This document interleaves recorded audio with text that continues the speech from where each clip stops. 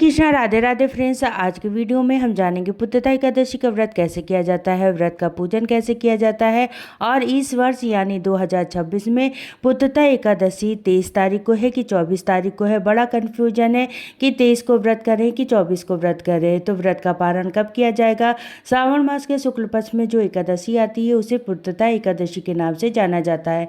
संतान की प्राप्ति के लिए, पुत्र प्राप्ति के लिए, यह संतान संबंधी किसी भी समस्या के समाधान के लिए पुत्रदा एकादशी का व्रत किया जाता है। पुत्रदा एकादशी के दिन भगवान विष्णु के बाल स्वरूप यानी लड्डू गोपाल जी का पूजन किया जाता है। अगर आप इस दिन व्रत ना भी कर पाएं तो इस दिन आप भगवान विष्णु के बाल स्वरूप यानी लड्डू गोपाल जी का पूजन जरूर कीजिएगा, क्योंकि इस दिन लड्डू गोपाल जी का पूजन करने से संतान की सुख की प्राप्ति होती और संतान की रिलेटिव जितनी भी समस्या है उनका समाधान होता है।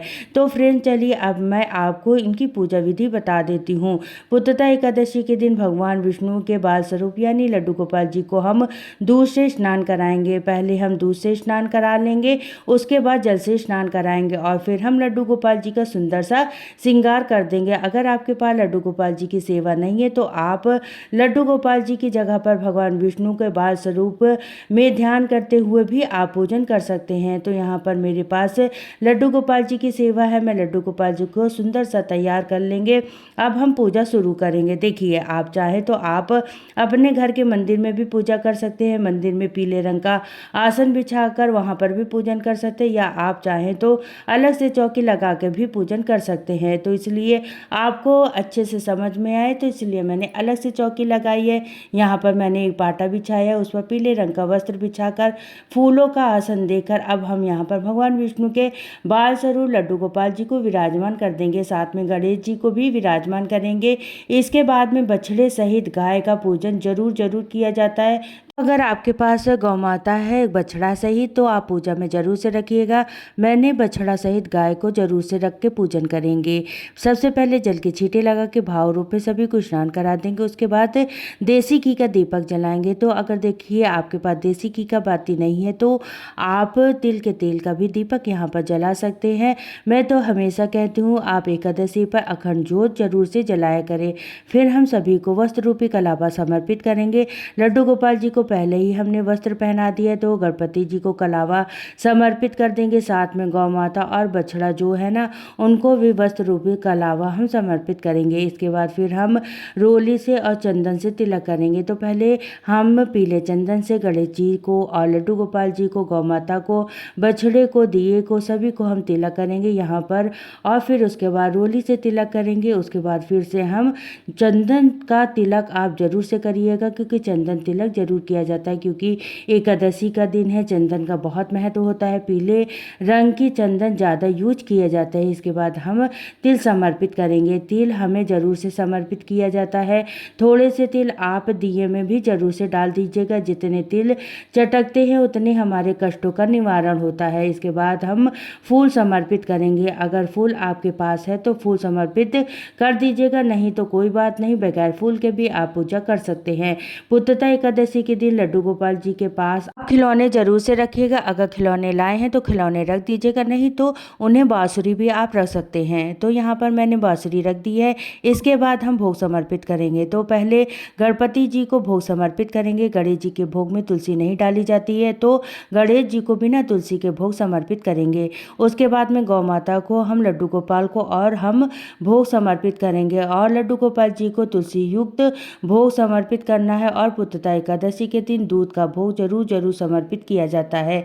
कच्चे दूध का भोग समर्पित करना है। और देखिए एकादशी को अन्न का भोग समर्पित नहीं किया जाता, सिर्फ फलाहारी भोग ही समर्पित किया जाता है। आप कोई भी दूध से बनी मिठाई का भोग समर्पित कर सकते हैं, फल का भोग समर्पित कर सकते हैं। फिर हम यहाँ पर जल समर्पित करेंगे, दक्षिणा चढ़ाएंगे धूप दीप दिखाकर, और उसके बाद हमें करना है कथा। अगर आपके पास कथा की पुस्तक है तो आप यहाँ पर कथा पढ़ सकते हैं। पुस्तक नहीं है तो कोई बात नहीं, आप मोबाइल पर भी कथा सुन सकते हैं। कथा का वीडियो आपको मेरे चैनल पर मिल जाएगा, आप वहां से देख लीजिएगा।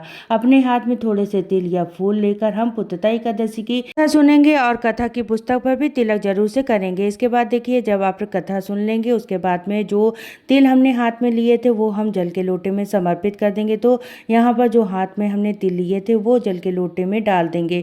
इस तरीके से हमारी जो कथा है वो पूर्ण हो जाएगी। कथा करने के बाद में फिर हम आरती करेंगे। तो जो दीपक आपने जलाया है आप उससे भी आरती कर सकते हैं। आप चाहें तो आप अलग से कपूर जलाकर भी आरती कर सकते हैं। तो यहाँ पर हम गणपति जी की आरती करेंगे, फिर श्री हरि विष्णु की आरती करेंगे। बहुत ही प्रेम पूर्वक आरती करने के बाद में हाथ जोड़कर पूजा में रही कमियों के लिए क्षमा याचना करेंगे और अपनी मनोकामनाओं को पूर्ण करने के लिए भगवान से प्रार्थना करेंगे।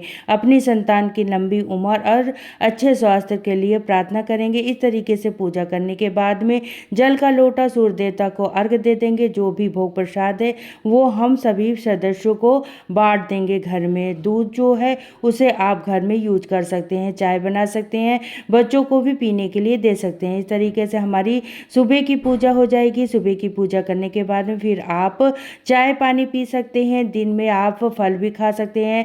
शाम के समय फिर आपको चौकी पर यहाँ पर दिया जरूर से जलाना है, भोग समर्पित करना और शाम को फलाहार ही आपको करना है। एकादशी का व्रत में अन्न नहीं खाया जाता है, तो शाम को भी आप फलाहार करना है। व्रत का पारण अगले दिन यानी द्वादशी के दिन किया जाएगा। तो अब आपको व्रत का पारण का समय भी बता देती हूँ और हमें व्रत कब रखना है वो भी मैं आपको बता देती हूँ। तो आइए जान लेते हैं सावन मास के पुत्रदा एकादशी की सही तिथि, शुभ मुहूर्त और पारण का सही समय।